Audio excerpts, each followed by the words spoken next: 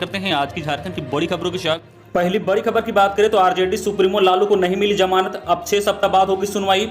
चारा घोटाले के दुमका कोषागार से अवैध निकासी के मामले में राजा सुप्रीमो लालू प्रसाद की जमानत याचिका पर झारखंड हाईकोर्ट में अब 6 सप्ताह बाद सुनवाई होगी।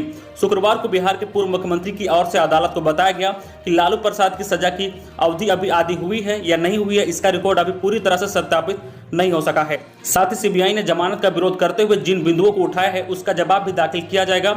इसके लिए वह पूरक शपथ पत्र दाखिल करेंगे। इसके लिए समय की जरूरत है। सीबीआई की ओर से कुछ अन्य कारणों का हवाला देते हुए दूसरे दिन सुनवाई करने का आग्रह किया गया। इस पर जस्टिस अपरेश सिंह की अदालत ने आग्रह स्वीकार करते हुए सुनवाई 6 सप्ताह बाद निर्धारित कर दी है। अगली बड़ी खबर की बात करें तो नए साल में अपने घर पर होंगे शिक्षा मंत्री जगन्नाथ महतो। चेन्नई के एमजीएम अस्पताल में भर्ती शिक्षा मंत्री जगन्नाथ महतो की स्थिति में तेजी से सुधार हो रहा है। डॉक्टरों की सलाह पर उनको व्हील चेयर पर बैठाया जा रहा है। इलाज कर रहे फेफड़ा रोग विशेषज्ञ डॉक्टर अपार जिंदल ने बताया कि शिक्षा मंत्री खुद श्वास ले रहे हैं, उनका स्वास्थ्य ठीक हो रहा है। शीघ्र ही उनको रांची भेजा जाएगा। दिसंबर के अंतिम सप्ताह तक उनको भेजने पर विचार किया जा रहा है। कोरोना पॉजिटिव होने के बाद शिक्षा मंत्री फेफड़ा खराब होता देख 19 अक्टूबर को चेन्नई शिफ्ट किया गया था। वहाँ उनका लंग्स ट्रांसप्लांट किया गया था। अगली बड़ी खबर की बात करें तो डॉक्टरों की हड़ताल। झारखंड के ज्यादातर अस्पतालों में ओपीडी ठप। इमरजेंसी में मौजूद रहे चिकित्सक।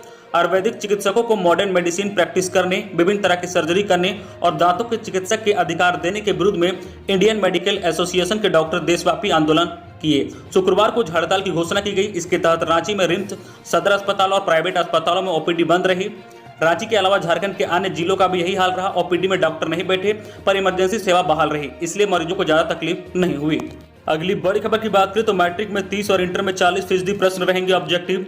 जैक की 2021 की मैट्रिक और इंटर परीक्षा का वेटेज और मार्क्स तय कर लिया गया है। मैट्रिक में जहां विज्ञान छोड़कर हर विषय में 30% प्रश्न ऑब्जेक्टिव रहेंगे, वहीं इंटर में इस तरह के 40 प्रश्न रहेंगे।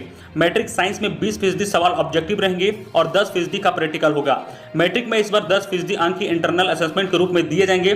स्कूली शिक्षा एवं साक्षरता विभाग ने पहली बार वेटेज और मार्क्स तय कर जैक को भेज दिया है। जैक अगले 102 दिनों में इसे जारी करेगा। सरकार ने कोरोना को देखते हुए सिलेबस में 40% की कटौती की थी। इसी आधार पर 2021 की परीक्षा पैटर्न में बदलाव करने का निर्णय लिया गया था। अगली बड़ी खबर की बात करें तो बनेगा वर्ल्ड ट्रेड सेंटर फर्मा पार्क। मुख्यमंत्री हेमंत सोरेन ने शुक्रवार को प्रोजेक्ट भवन में आईटी, उद्योग विभाग व परिवहन विभाग की समीक्षा की। इस मौके पर उन्होंने पदाधिकारियों से कहा कि जो उद्योग ज्यादा रोजगार सृजन करेंगे उन्हें प्राथमिकता दी जाएगी। उन्होंने राज्य में साइकिल मैन्युफैक्चरिंग उद्योग लगाने की बात भी कही है। इसके लिए प्रस्ताव मांगने का निर्देश दिया है। इस मौके पर मुख्यमंत्री ने उद्योग सचिव ने जानकारी दी है।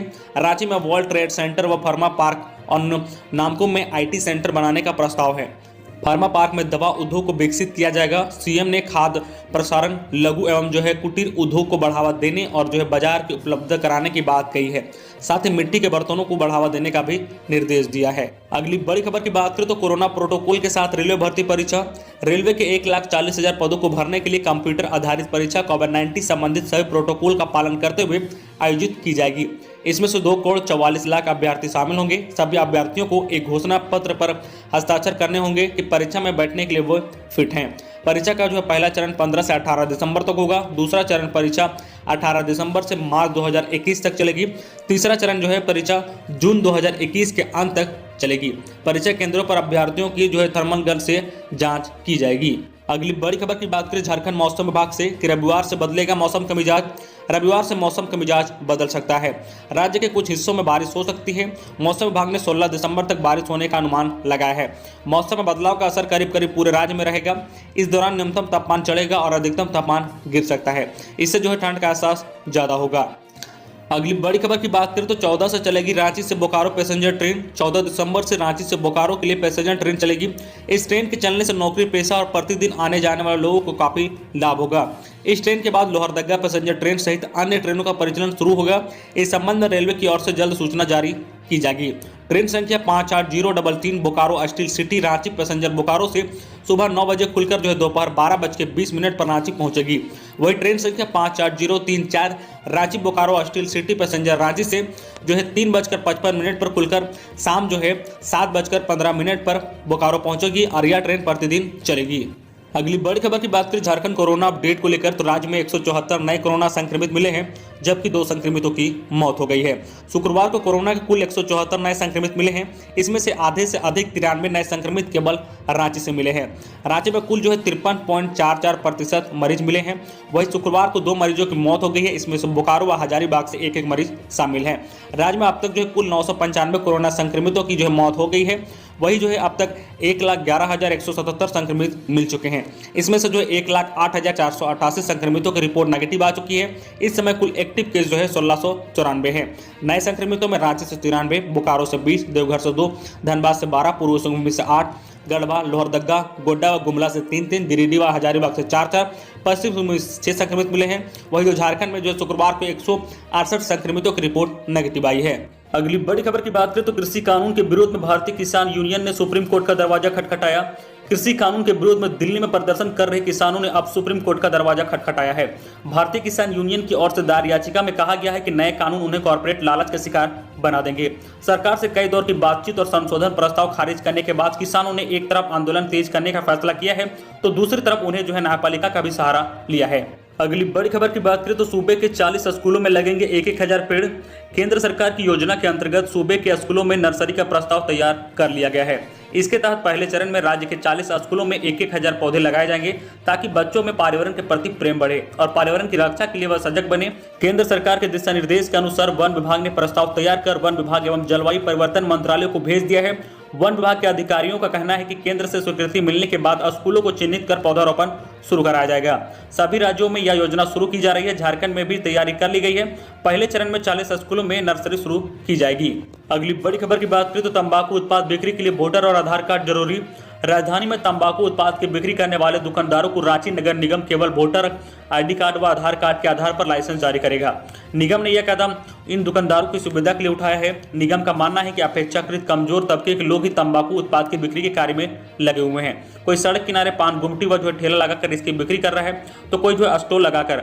ऐसे में इन लोगों के लिए अगर होल्डिंग रसीद की बाध्यता व कचरा यूजर चार्ज की बाध्यता रखी जाए तो इन शर्तों को ये पूरा नहीं कर सकते। डिप्टी मेयर संजीव विजयवर्गीय ने बताया कि तंबाकू उत्पाद की बिक्री करने वाले सभी दुकानदारों को राज्य सरकार के गाइडलाइन के अनुसार लाइसेंस लेना है। दुकानदारों को किसी तरह की परेशानी न हो इसके लिए निगम ने आधार व वोटर कार्ड को जरूरी किया है। अगली बड़ी खबर की बात करें तो विरोध पारंपरिक हथियार लेकर आदिवासियों ने की बैठक। कहा हमें नक्सलियों से ज्यादा पुलिस से खतरा है। डुमरी में नक्सलियों के खात्मे के लिए सरकार की ओर से प्रभावित क्षेत्र टेसाफुली में सीआरएफ कैंप प्रस्तावित किया गया है ताकि आसपास के इलाके को नक्सलियों के प्रभाव से मुक्त कराया जाए। लेकिन ग्रामीण नहीं चाहते हैं कि टेसाफुली गांव में सीआरएफ कैंप बने। ग्रामीणों का मानना है कि नक्सलियों से अधिक खतरा उन लोगों को पुलिस से है। नक्सली के नाम पर पुलिस ग्रामीणों पर भी जुल्म करेंगे। महिलाओं की इज्जत आबरू पर भी खतरा बढ़ जाएगा। वे लोग बगैर पुलिस कैंप के ही सुरक्षित है। लिहाजा सरकार इस निर्णय को अविलंब वापस ले, अन्यथा ग्रामीण किसी भी हद तक गुजरने को तैयार है। अगली बड़ी खबर की बात करें तो 20 से 22 तक झारखंड चैम्बर चुनाव। 20 से 22 दिसंबर तक मोराबादी मैदान स्थित वृंदावन गार्डन में चैम्बर चुनाव संपन्न होगा। सुबह 10 बजे से शाम 4 बजे तक सदस्य वोट डाल सकेंगे। कोरोना महामारी को लेकर एक जगह पर अधिक भीड़ न हो इसके लिए झारखंड चैम्बर चुनाव एक दिन में नहीं 3 दिनों में संपन्न कराया जाएगा। इसकी तैयारी की जा रही है। 22 दिसंबर की शाम 4 बजे तक वोट डालने के बाद चुनाव परिणाम की घोषणा की जाएगी। चुनाव में लगभग 3500 सदस्य वोट डाल सकेंगे। वही चुनाव शुरू होने के एक दिन पहले 19 दिसंबर को चैम्बर भवन में आम सभा होगी। आम सभा में केवल 75 लोग ही शामिल होने की अनुमति मिली है। अगली बड़ी खबर की बात करें तो ट्रेन यात्रियों को झटका। रेलवे ने बदला आदेश, नहीं मिलेगा जनरल टिकट। कोरोना वायरस महामारी से उबरने में जुटे रेलवे ने ट्रेन यात्रियों को फिर से झटका दिया है। जनरल टिकट जारी करने का ताजा आदेश के बाद अब वापस ले लिया गया है। नए आदेश के मुताबिक पैसेंजर और एक्सप्रेस ट्रेनों में यात्री अभी जनरल टिकट से यात्रा नहीं कर सकेंगे। स्टेशन में एंट्री से लेकर सफर तक सिर्फ कंफर्म टिकट वाले ही यात्रियों को अनुमति दी जाएगी। रेल मंत्रालय की ओर से जनरल रेलवे को जनरल टिकट जारी नहीं करने का आदेश से अवगत करा दिया गया है। ऐसे में अब साफ हो गया है कि स्पेशल ट्रेनों के परिचालन के बीच अभी सामान्य स्थिति में चलने वाली एक्सप्रेस और सुपरफास्ट ट्रेनें अभी नहीं चलेगी। तो ये थी आज की झारखंड की टॉप बड़ी खबर।